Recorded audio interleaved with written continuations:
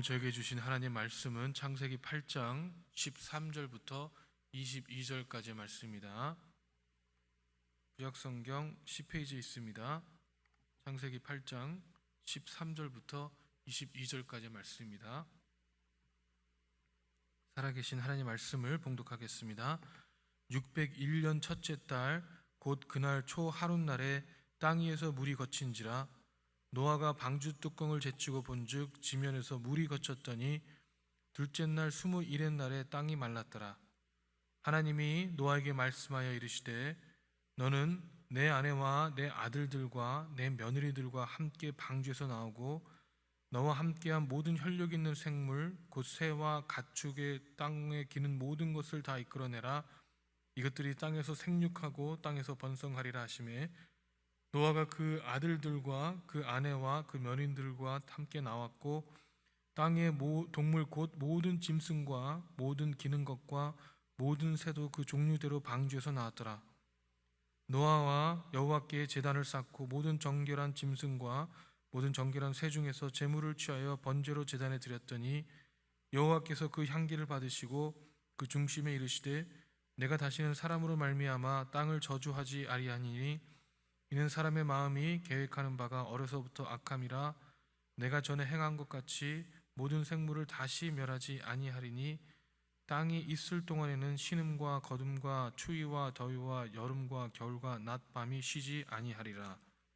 아멘.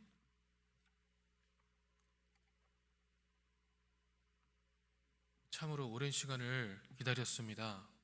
이 방주를 만드는 데까지 120년, 그리고 방주에서의 생활이 약 1년 정도가 지났습니다. 120년 동안 이 방주를 만드는 것은 절대 쉽지 않았습니다.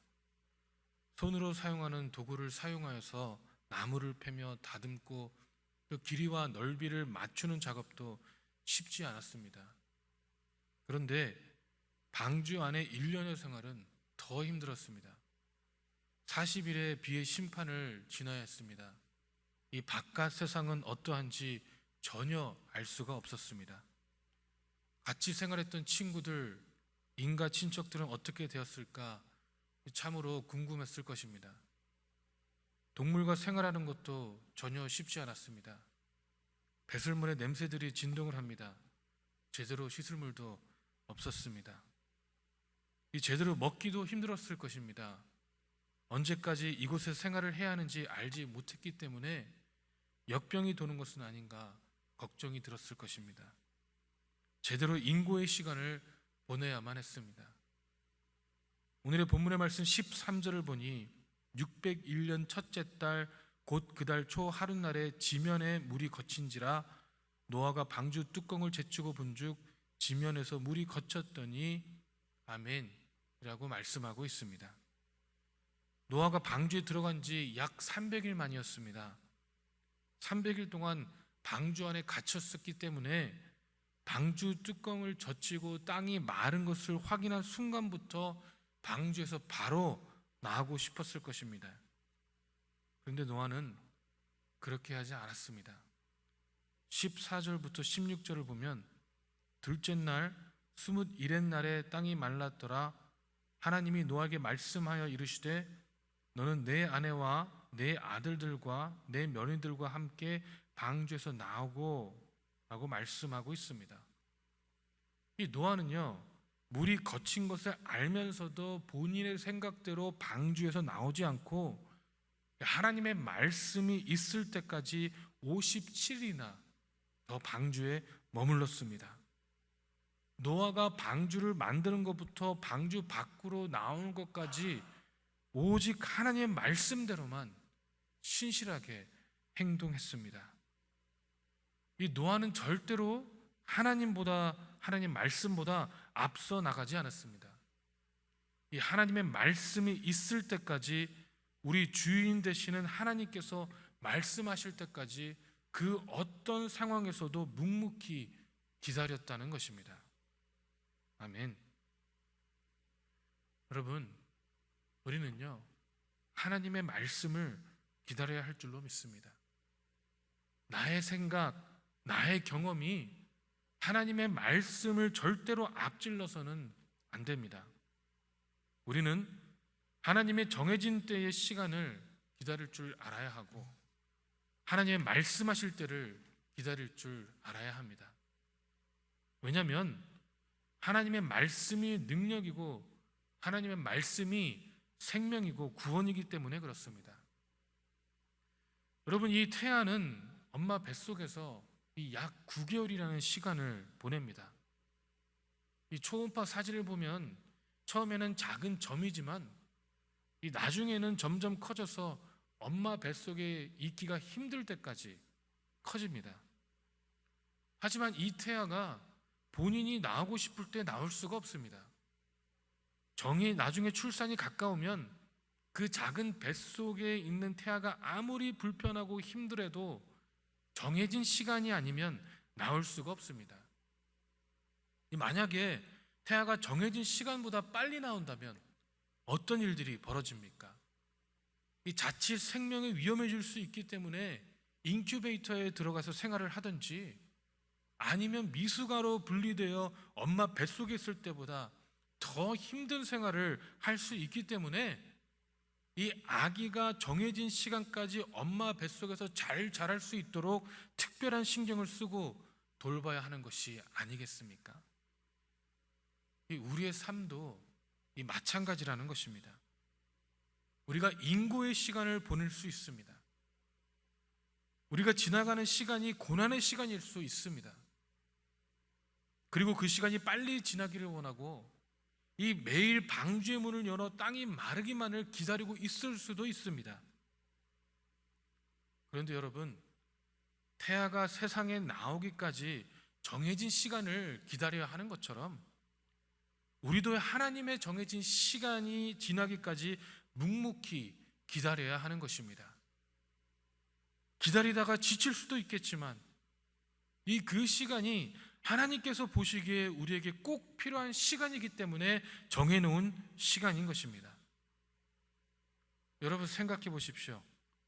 태아가 엄마 뱃속에 있는 동안 무슨 걱정과 근심이 있습니까? 전혀 없습니다. 오히려 엄마 뱃속에서 엄마의 사랑을 느끼며 엄마가 태초를 통해 주는 영양분을 받아 먹으면서 살아갑니다. 이 엄마의 케어 속에서 충분히 먹고 자랄 수 있도록 보호를 해 주신다는 것입니다. 이 노아도 방주에 있는 시간 역시 이 주님의 절대적인 보호 아래 있는 시간이었습니다. 이 40일의 폭풍 후에도 배가 절대 무너지지 않았습니다. 370일 동안의 방주 안에 살면서 동물 짐승들의 배설물로 인한 여러 가지 병균이 돌 수 있지만 노아의 식구들이 병에 걸렸다는 이야기는 성경에 나오지 않습니다.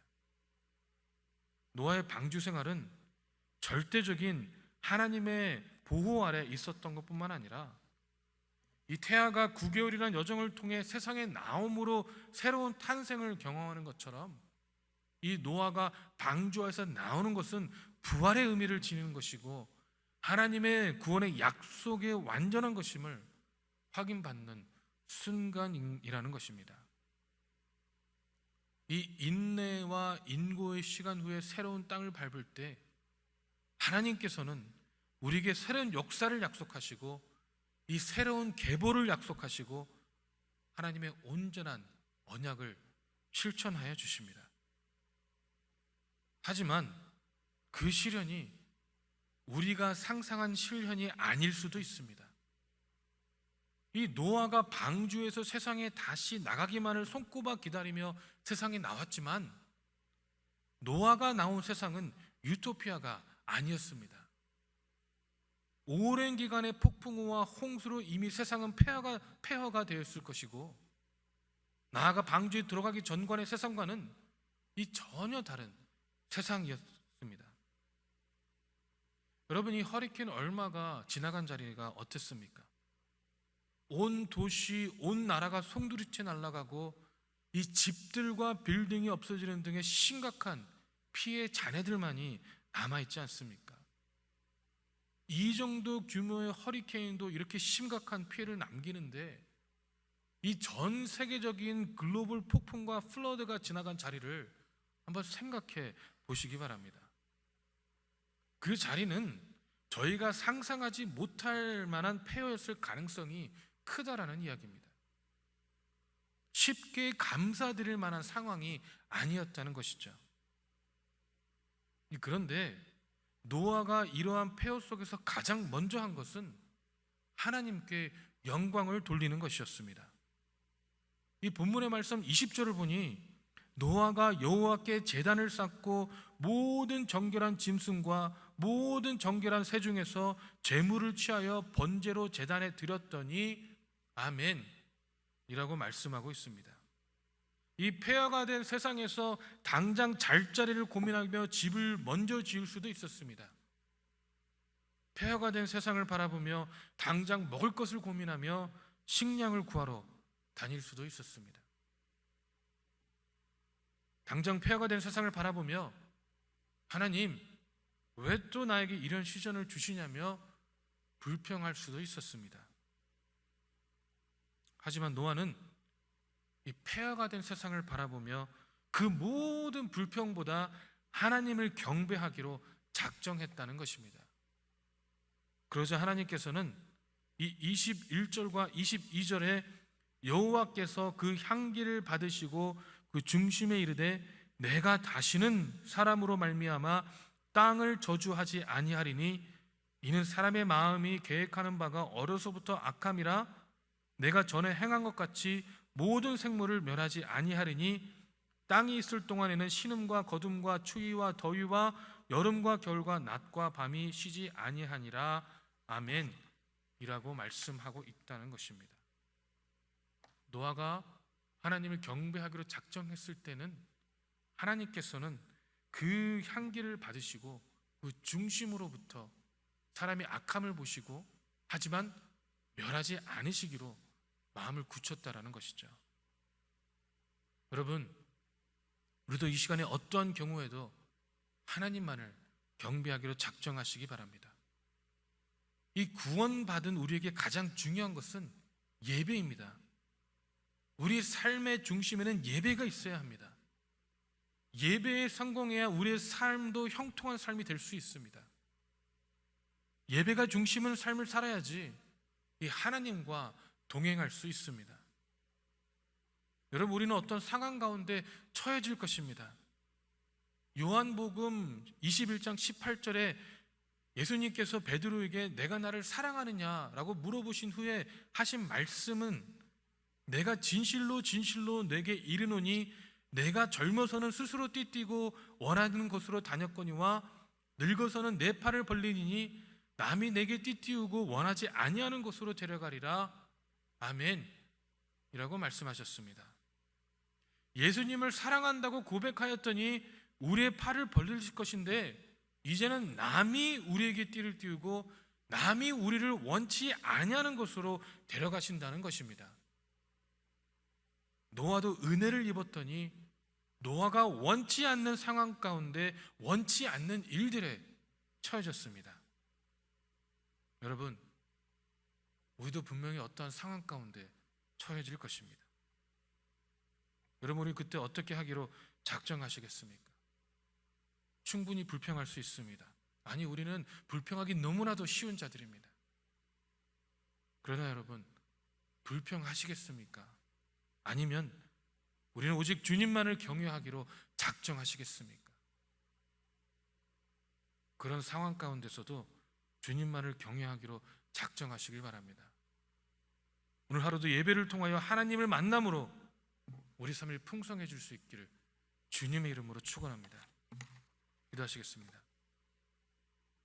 사랑의 하나님, 우리가 주님만을 경외하기로 작정하기를 바랍니다. 아버지, 우리가 원치 않는 상황과 원치 않은 모습 가운데 처해질지라도 아버지 주님만을 바라보고 하나님의 은혜만을 상고하며 아버지 주님 앞에 엎드리기로 아버지 이 시간에 고백하며 주님 앞에 나아갑니다. 아버지의 마음의 문을 열어주시옵시고 우리를 변화시켜 주셔서 우리가 오직 주님 앞에만 엎드려질 때에 우리에게 진정한 자유와 하나님의 원하시는 모습 가운데 나아갈 수 있도록 인도하시고 축복하여 주시옵소서.